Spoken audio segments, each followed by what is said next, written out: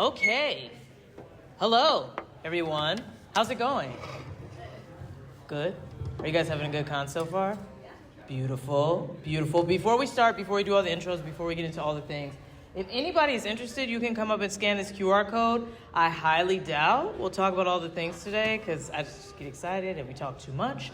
But I absolutely am a fan of sharing information. And so we'll pause for 30 seconds if anybody needs to walk up so you don't feel awkward. And then we'll go ahead and get started. So,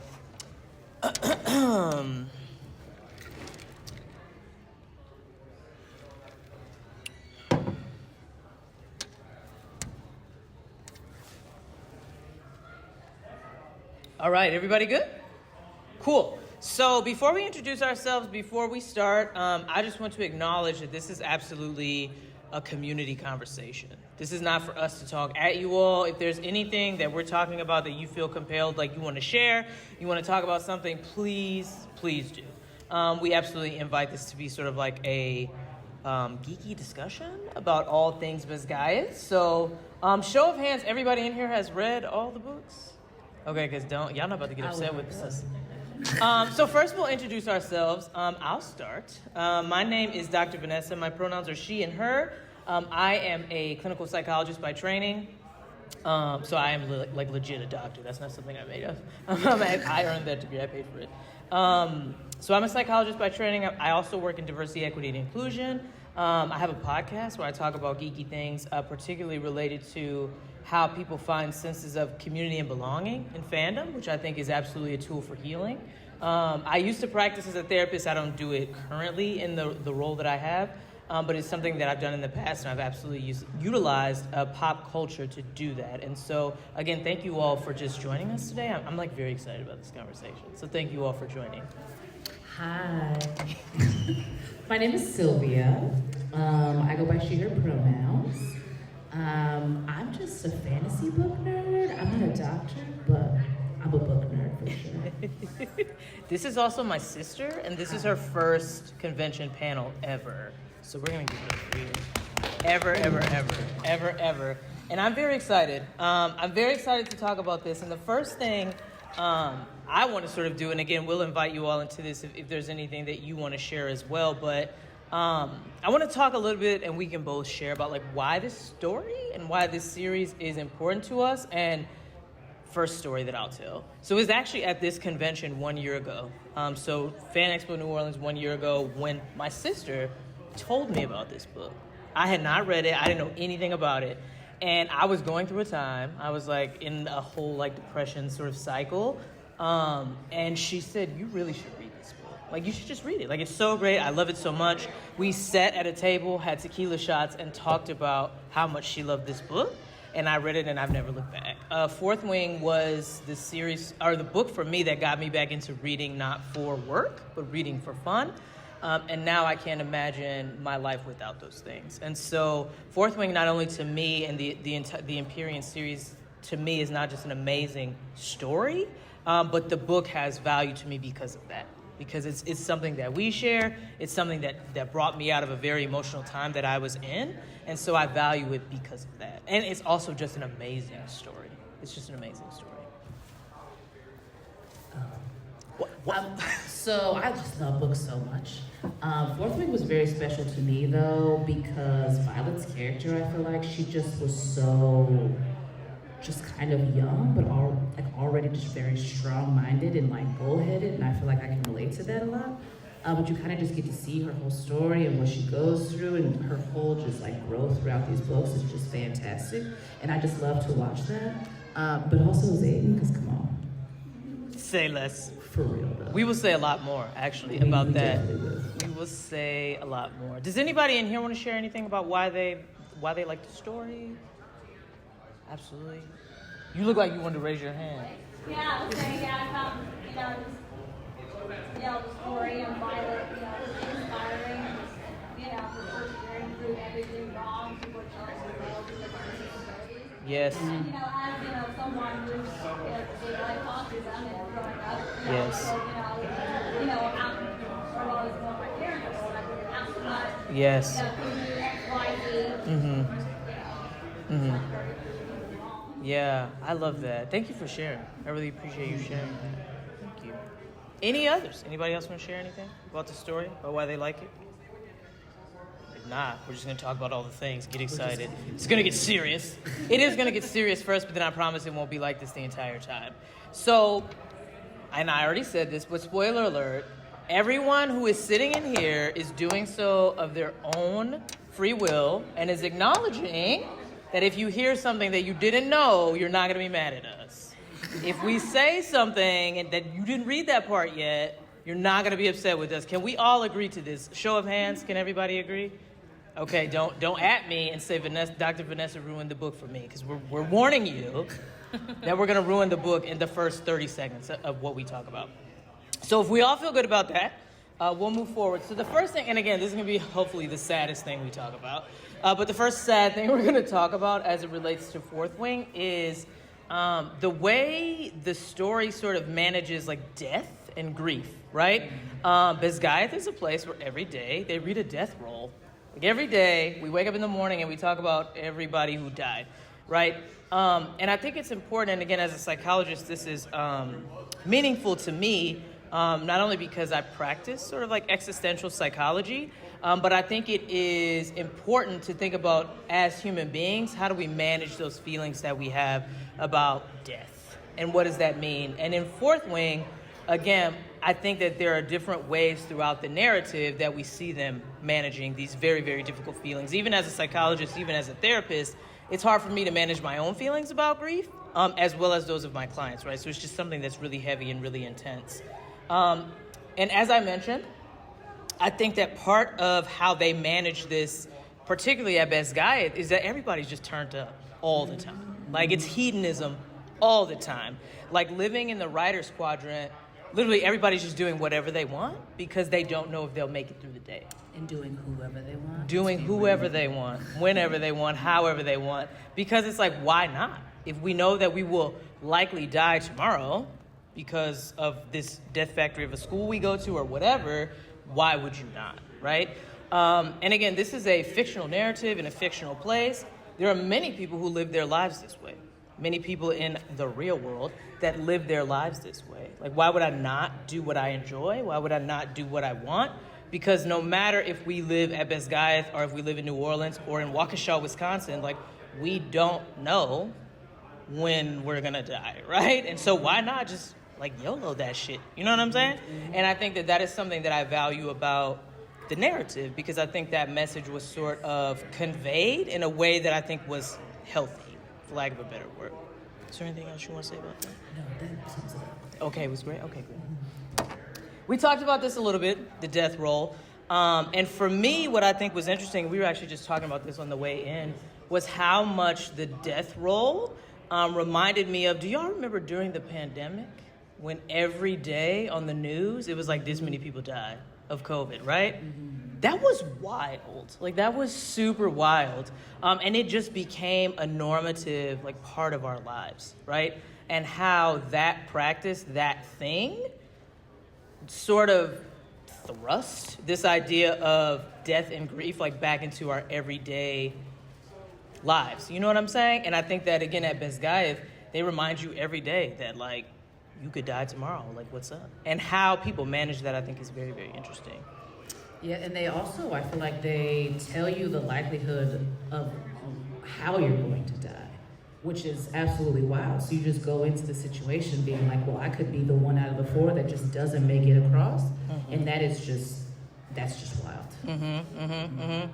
And so we're going to transition a little bit into talking about, so at Basgiath, these cadets live in a space where it's like death is just every day. Every day we do the death roll. We out here YOLOing because we know we might die.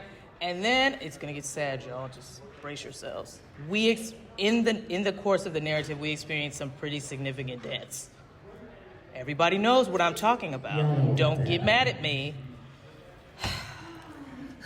Wait, what? He dies? Get out, please.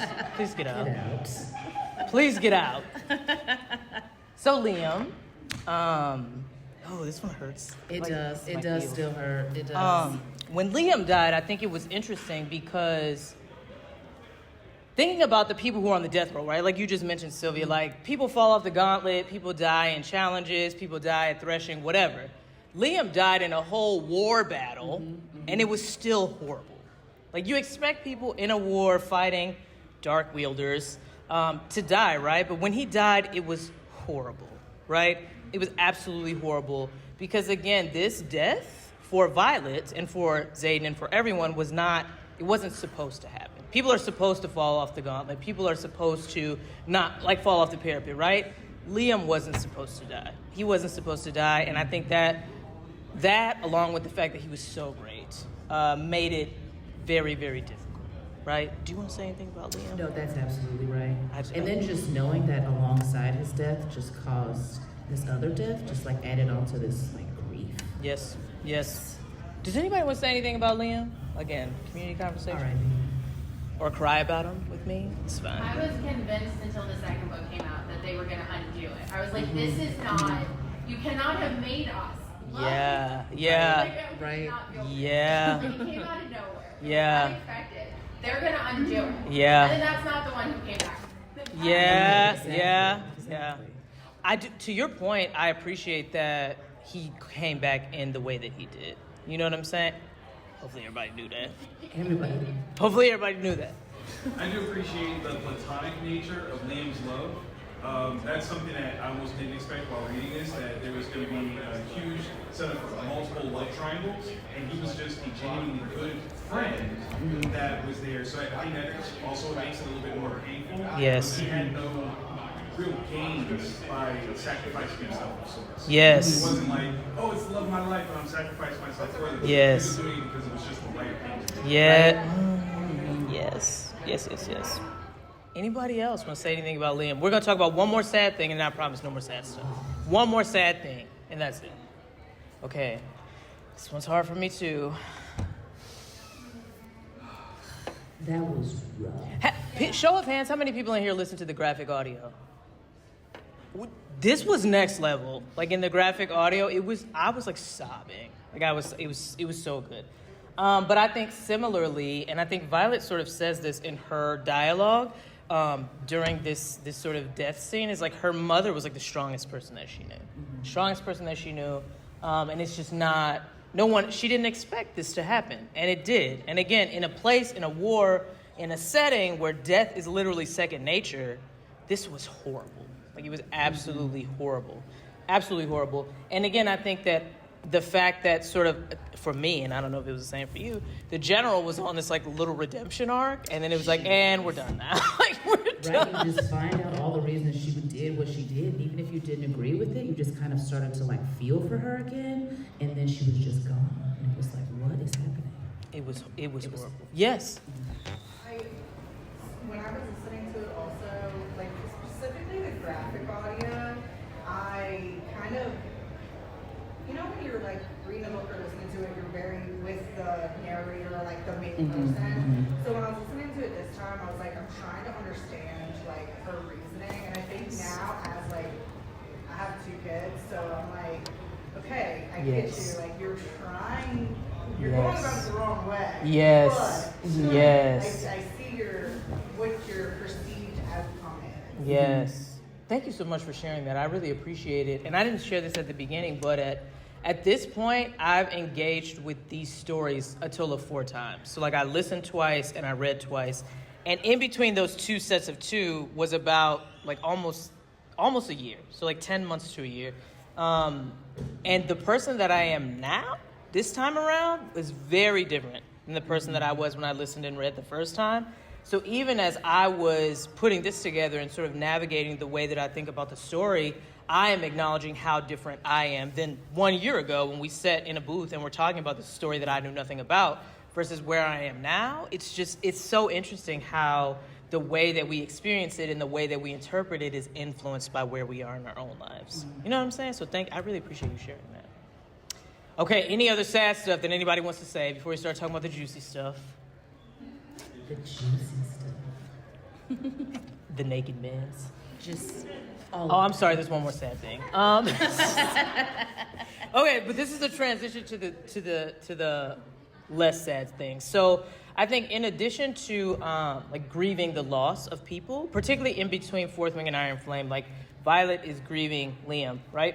I think what she is also grieving at the beginning of Iron Flame is like lost relationships. So now she has this whole secret that she's keeping from everybody she cares about the revolution. So she kind of distanced herself from her friends. She about to beat up Dane Atos because he's being janky. Like there's all of this that's going on, right? And so in addition to trying to manage life and manage the grief of losing like one of her closest friends, she feels like she doesn't have anybody to talk to. And she is trying very hard to socially distance because that's what Xaden did. But that don't work for her because that's not who she is. She's not a socially distant, like it's just me against the world type of person. And so I think as we transition into Iron Flame, we sort of see grief, not only, again, grieving a lost life, but grieving lost relationships and also like sort of lost, I'm not who I thought I was going to be because the world is not what I thought it was. Right. And I think that shit deep, so deep. Is there anything you want to say about that? No, I mean, to that point, it's like you had this whole idea of what it was supposed to be, and that was just what you were told just your whole life, that that's what it was supposed to be. And then you find out everything is just something else, and you just have to, like, go through that. And your mama like, was try lying? to process that, and your mom just Your kinda mom was sucks. lying? Like, Dane was that's lying? Like, lying. everybody just lying. Right. What am I They damn were all nerves? just lying. Okay, I promise I think we're done with this ad now. Okay, are you all ready? Yeah, we are. Okay, I also should have said this at the outset. I know some people feel some kind of way about AI art, and so it's not my intention to like offend anyone who doesn't like AI art. I will also acknowledge that this is Dane.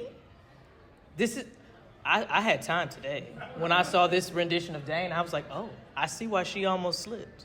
It's fine. Okay. So no shade to anybody who feels some kind of way about AI art.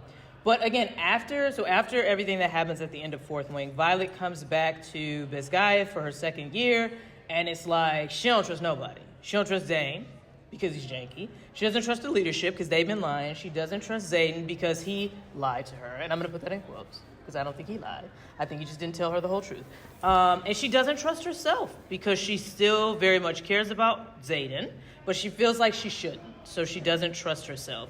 And if I had a nickel for every time somebody in therapy that I was working with felt like guilty for feeling their authentic feelings, I would not still be paying back my student loans. Let me just say that. And so something I want to talk about specifically before we transition is Dane. Dane, is anybody a fan of Dane? Exactly. Listen, let me say something about Dane, and then I want to hear your perspective. So y'all know I done read the books like 50, 11 times, and this most recent time, Dane hit me a little bit differently, okay? I still think everything he did was horrible. I still think he was janky, and I understand. I understand, and I think part of it was the graphic audio. Part of it was the way the person who voiced him, I think they did a really good job. But he, too, learned that everything he believed was not true. And he also is someone that I feel like rules and order make people feel comfortable. Choice and chaos is uncomfortable for people. And so he was just trying to live his life very comfortably, follow the rules. We do this, we don't do this. He was a very either-or person trying to live in a both-and world. And I understand that that's hard for you, sir. It doesn't mean you should do all that janky shit that you did. I understand. So this go around, I had a little bit more empathy for Dane. See, And it wasn't just because of this picture. It was before I saw this picture, I felt that way. I mean, at first he was just treating her like she couldn't do anything on her own. And I don't care where you come from or how you were brought up, let people do what they want to. But he just kept treating her like she couldn't do anything on her own, which I think was a mess. Yes, it was a mess. But he just wasn't allowing her to grow. Holding somebody back like that, that's not helping. Mm-hmm. Standing in their way and trying to do everything for them, that wasn't helping. Mm-hmm. But also what really bothers me about Dan, because he's trying to get better, but whatever. It bothered me how he was thinking some way this whole time about how shit was supposed to be, and he finds out it wasn't that way, and he just immediately flipped. He just said goodbye to his whole belief system and was just now I'm just gonna be thinking the opposite way. That's fishy to me. I don't like that. So you can just be told something and then all of a sudden you believe it with your whole chest? Absolutely not. He needs order. He needs somebody to tell him what to What do. he needs is to get his life together and to find a personality that's not such a B word. Y'all was gonna clap today? Y'all was gonna clap today? Okay, can I say one other thing? And this is not in defense of Dane, this is actually the opposite. So, show of hands, how many people read the bonus chapters from Xaden's perspective? So I think that also gave me a different perspective on Dane, because I think that I didn't necessarily see this because we only get Violet's perspective, but Xaden is obviously like an oppressed person, right? He is also black, if you ask me, but that's a conversation for a different day. Xaden is an oppressed person, right? Dane is like the epitome of privilege. Mm-hmm. He is, I'm just gonna say he's white. His dad is like a high-ranking general. Violet is also an epitome of privilege. She also is a person who's marginalized. That's a different conversation. But Dane is like the epitome of all the things. And so even I think the juxtaposition between Dane and Xaden, I mean, I got to roll with the oppressed people for obvious reasons. But I think that was also something that I didn't necessarily fully grasp the first few times I read the book, that Dane is literally a Nepo baby. He's literally a Nepo baby, which again, no shade. If your people going to give you like opportunities, take them opportunities. And how does that should he be punished for what the opportunities he was given? I'm not saying yes or no. I'm just saying it's a context. It's a context. Does anybody have anything else they want to say about Dane Hatos? You raise your hand quick. I'm ready. Let's go. So what I have to remind myself is they're all so dumb. Yeah. Yes. They're all kind of dumb. Right. They're so young. They're so convinced in their rightness, and he's never run into the system not working for him, so he has no reason to question the system. I get that, but at the same time, I value loyalty to my friends. And I respect it so much more. So that to me was like one of those lines that like anytime it seemed like Violet was gonna forgive him or anybody else was like, it couldn't have been that bad. I'm like, what? It was. No matter why he did it or what else, he deliberately betrayed his friend, whether he knew the level of betrayal. No, he didn't. He still knew he was doing something against her wishes and without her knowledge. Ooh, and violation. that is because he's so young and he hasn't had his faith in the system broken. And I'm just reading it, I'm like, why are you so dumb? And I'm like, because you're a literal child. Yes. You are a literal child. Listen, I'm about to drop this mic. I think another thing I point out based on what you're saying is the difference between intention and impact, right? So regardless of Dane's intention, your janky-ass behavior got 2 people, like, killed, right? And almost everyone else. And so that, to me, is where I can't cross the line to being Team Dane, because regardless of what you intended, regardless of the context you just said, your actions had very, very negative, detrimental impacts. And I can't let that shit go. You know what I'm saying? In his defense. Oh, shit. Okay, I'm ready. The issue with intentions versus impacts is none of us are soothsayers, none of us are prophets. We can't know what's going to happen. We have to live by our best intentions. And his were just so horrible because he's never been in a situation to think for himself or to like critically think things through. So like, his intentions. My issue is actually with his intentions, not with his impact, because he can't control that. But what he can control is knowing that he was asked to do something against Violet, who he claims is his best friend, who he tried to kiss. Like, for real though. Listen. And then he did not care enough about her as an individual with her own agency to like not go behind her back. So like for me, it's actually intention was worse than the impact. I feel you. Yes. I want to double down on what you're talking about. that's solid. I think what's really, like, if you really put even more context to it, that makes what he did that much worse. He doesn't have the ability to see the future, but to see people's past, right?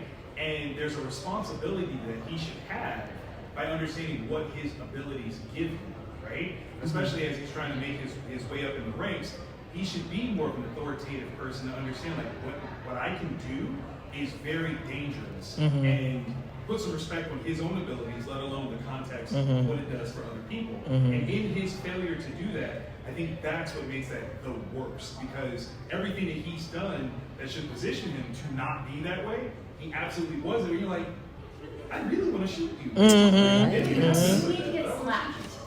Definitely a I'm waiting for him to get beat up. Like, where's the challenge for Dane? Like, I I need at least a solid stab. Right. I want him to survive it, but he should definitely just get it. He needs. Yeah. I will also say before we transition, I'm very much looking forward to his continued redemption arc. Yes. Very much Yes. looking forward to it. Anything else about Dane? Okay, we're gonna leave that now. So, I think another thing that people value, I think about this story, is the relationship between Xaden and Violet. And I just wanted to sort of share this context, and this is taken from what is known as the Dictionary of Psychology. So a group of psychologists said, oh, this is what love is. Is it the only thing? Absolutely not. This is a way to understand love and to understand relationships. But essentially, it is three main components: passion, intimacy, and commitment. And I think Xaden and Violet's relationship is a very, I would argue, I'm going to use this term, authentic representation of those things. And we're going to talk a little bit about what that looks like. And so, obviously, if you've read any of the love scenes in the book, there's passion present in their interactions, right? R.I.P. that armor. Now it's in my mind and I can't focus. So there's passion, check. I think their intimacy is also on another level because they can speak into each other's minds. And I think there are times when, whether they're being like physically intimate or otherwise, that they talk about the closeness that comes with that. And I honestly feel like it has more to do with them than their dragons. And I feel like we're going to learn that in the third book, that there's something else going on as to why they can speak mind to mind. Y'all heard it here first. There's something else going on. Violet's second signet is going to be something like that. You heard it here first. And then I think commitment, right? And so they go through all of this turmoil, and they recommit like a gajillion times to each other, and I think that's just absolutely beautiful. Is there anything you want to say specifically about any of these three things? No? No, go ahead. Okay. Excellent. This is one of my favorite quotes of ever. It sounds stalkerish, like if you think about it in a different context. Like think about if somebody just said that to you like on Snapchat or some shit, like, whoa, what are we doing? Like, you know what I'm saying? But that's why context is important. In the context in which he said this, it was a little bit stalkerish. So I'm gonna just be honest. It's just a little I feel creepy. like that's just kind of how the books are, though. It's just like, I can smell your scent anywhere. Okay. But like, that sounds just so attractive. But if you got that on Snapchat, you'd be like, I'm gonna call her. I'm reporting you. It's not. Let's also take a pause for this. This was Xaden's love confession. And I read and listened to it 32 times. I also immediately told my husband that when we renew our vows, I need him to step up his game. You need to read this. This need to be your inspo, and this is what I need you to come to the altar with. But what I think is also interesting about this love confession, and even sort of Violet's realization after everything happens that she loves him and it's okay that she loves him, is that this comes after, again, a near-death experience. So Violet was tortured by Varish. We don't know what's going on. And he comes to save her, and then boom, all this stuff comes out. My question and my sort of thinking for both of them is why we had to wait till somebody was dying? For you to say all of this stuff. And even Violet, as she's in this whole near-death torture room, she finally acknowledges it's okay that I love him. I love him and I'm going to continue to love him, and that's okay. Do we need to wait for that? Do we need to wait till we're almost dead? I just feel like they had so much going on. They And did. so when you have these big emotions that are just sitting in the back of your head, but you need to focus on something else, you don't take the time to really deal with those until you're in one of those big situations. You're like, damn, I should probably tell somebody that I love them because I almost just died. So you kind of answered it earlier with the context of Basgiath's death roll and how fickle existence is for them, that level of commitment of this stature and scale, you don't do.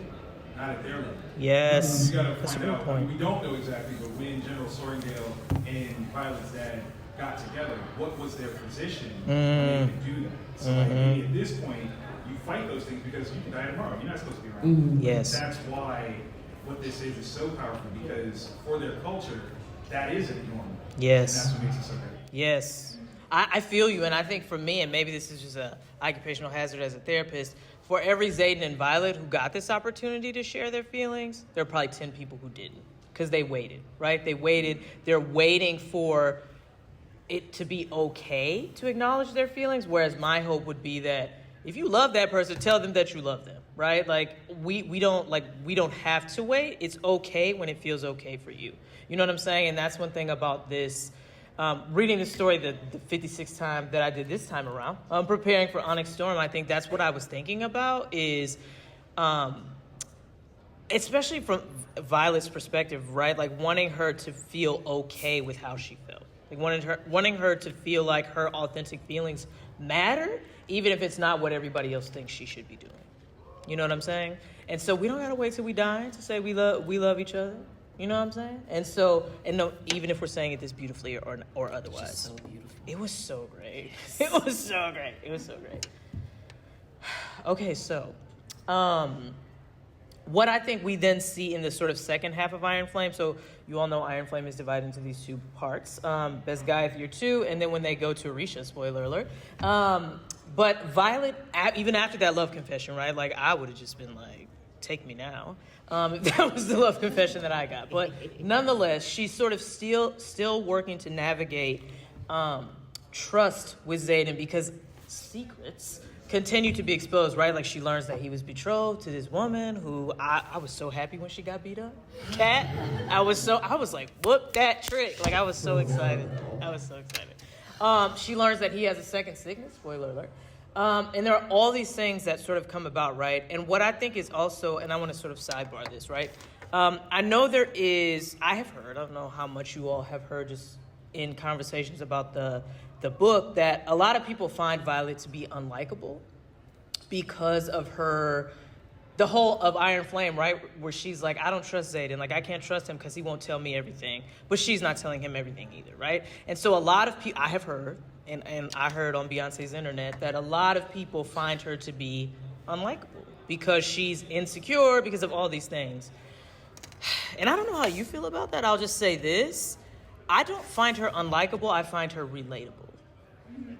I don't know how many people in here have insecurities, but listen, she was my inner dialogue. I was like, yes, insecurities are just a thing. And I think that there's a whole other conversation we can have about sort of sexism as to why people don't like or find Violet unlikable. But what do you think about sort of this idea that Violet is annoying and unlikable? So I feel like I was also annoying. So I just also like the relatable part. It's like she just didn't trust anybody, but that didn't impede her from being able to be a good friend and being willing to like sacrifice in the name of like saving people. Mm-hmm. And I think that just kind of outweighs the fact that she's growing up. Like the fact that she still just comes with this level of like loyalty. Like it was kind of annoying because she's like, oh my God, he's not gonna tell me everything, so I can't trust him. But it's like, have you ever like felt that way? Like this person that you love and like you want to care for, like is keeping things from you. So it just kind of feels bad. But I just love Violet.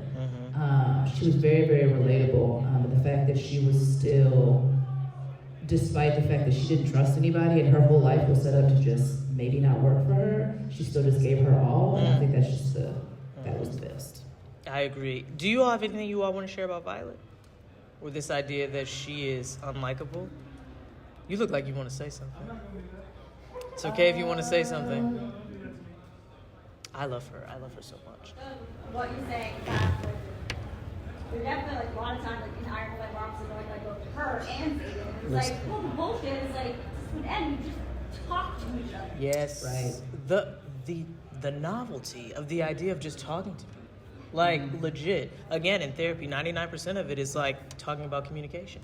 Like, did you tell that person how you felt, or you just expected them to read your mind? Like, what are we doing right now? But I will say too that I think that again, we talk about the relatability of Violet. I think there's something, again, so authentic about the depth and complexity of her experiences and emotions, because that is what, as human beings, that we experience, right? And I think that is something I find so valuable about this story, is that there is, again, an authenticity about what it means to be and feel in relationships. And I think that Rebecca Yarros is just an amazing writer.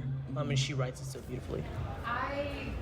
So I didn't find her unlikable. I really did feel like context was super important, though, in that her entire foundation of her beliefs and her entire understanding of the world and how it operates got shook Yes. so hard Yes. in the year since she arrived at the college, and so she is still feeling those tremors and those quakes and does not have solid ground on her.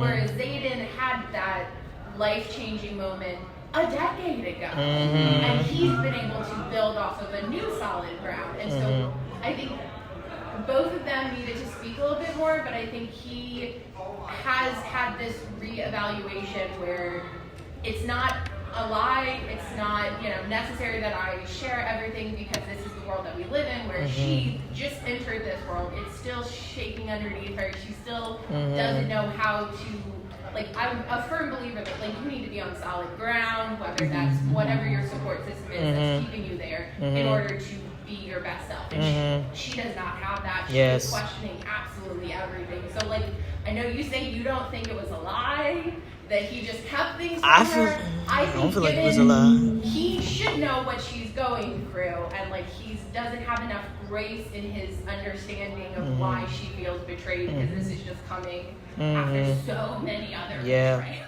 Yeah.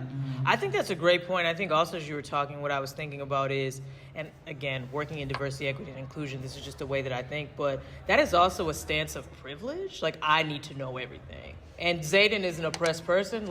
Of course people lie to us. Of course I don't get what I want. Because as an oppressed or a marginalized person navigating the world, that is your day to day. Whereas privilege, and I work in a college that is a predominantly white institution, and I have this same interaction with people I work with on the daily. I don't want to know everything, first of all, because that's not my business. You know what I'm saying? That's none of my business. And also, what? That's just not an expectation I have. Whereas Violet, not only is she a privileged person, she was a scribe, and she's just used to having information. So when you talk about context, I think that context is important too.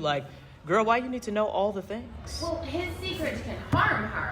He Yes. has involved her in a conspiracy that, as far as she knows, led to everyone involved's death, and She's also choosing. She's also choosing. I think, and that's the other thing. I think she has agency to choose to be, like he said, you didn't fall for an ordinary writer. You fell for the leader of a revolution. I just listened to that part. That's why I know that quote. So I just listened to that part. She didn't. She know it now, though. She does. She was gonna choose him anyway. Who doesn't choose him? What? The fact that we have not book clubbed this yet is annoying, because I have all these feelings and thoughts. So, under the idea of Violet's oppression, which I think is an interesting context, she has had a life of privilege, but she's now suddenly put in a position where she could be considered an oppressed person, because she is not necessarily as able as a traditional dragon writer. Yes. And so now she's put in a position where her abilities aren't necessarily suited for the world that she's in. Yes. And so, in the context of things, there is a new sense of oppression she's now gotten, Yes. where everyone is underestimating her capabilities from dating on down. Yes. There's a lot of, at least at the beginning, of, well, you can't, you're not supposed to, Yes. this isn't for you, which is a lot of oppressive language. Yes. Right? Yes. And so, I think there's something really interesting about the context of her privilege Yes. being undercut by the new understanding of this is what this is like. Yes. When you don't get told what you want. Yes. And she's now in a position of oh. Yes. And I think that's kind of the more interesting, Yes. collision of their perspective. Yes. They had a very similar experience. She just didn't realize it yet. Yes. Yes. And what I appreciate about what you're pointing out is that privilege, marginalization, it's not either or. You can be privileged on certain aspects of your identity and marginalized on others. And so for each of us, right, we have a unique constellation of I am oppressed as a person of color, as a black person. I'm privileged because of my socioeconomic status, even though I don't feel that way. But even as someone who has an advanced degree, that gives me a sense, a privilege, right? As a cisgendered woman, I have privilege, right? I'm also oppressed. And so I think that what I appreciate about Violet in particular, not Dane, but Violet, right? She absolutely is privileged in a number of ways, but she is also a disabled person, right? And that is an area of marginalization. It doesn't make her less than, it just makes her different, right? And so I think that those, how they navigate that, because Xaden is oppressed on many different sort of facets, right? And so I think that that's an amazing point in terms of she is now experiencing oppression in a different way. Right? She was always, I think, oppressed as a like especially a disabled person in a family full of rioters, right? Like, and now she's Legendary experiencing writers. it. Absolutely. That's a great point. We should book club it. What are we doing right now? We have just about 5 minutes. And so I'm going to go through this really fast, and then we're going to pause and see if there's any lingering questions that people have. So we're just going to, don't get dizzy. We're just going to go really fast. So the last thing, and this is for me part of the reason I absolutely love this series, and we kind of, you did that on purpose. That segue was amazing. But part of what I love about the way that Rebecca Yarros sort of framed this is that there are very overt discussions of power and privilege and oppression and truth and all of those things. And so there are different forms of power. I'm gonna go quicker. But there are different forms of power that people can have, right? So at Basgiath, leadership has power because basically the military structure, like I command, you obey, right? Like there's that type of power. And there are other types of power that are a bit more covert. And so when we talk about the power that the scribes have, right, like it's a bit more covert. It's not like, I say something, you do it, but more so the power of information. And what I appreciate about Iron Flame is that and this is why Violet is a bad bitch, when she returns to Basgiath after she learns about the revolution, she asks Xaden, like, do we have scribes? And he's like, nah, we can't trust them. And she was like, bet. I'm going to be that person, because she understands that the way the system is structured, you need scribes and you need information. And so even though he's like, no, don't do that, she's like, but we need this, Right. though. But And we that was need another way this. for them to fight too.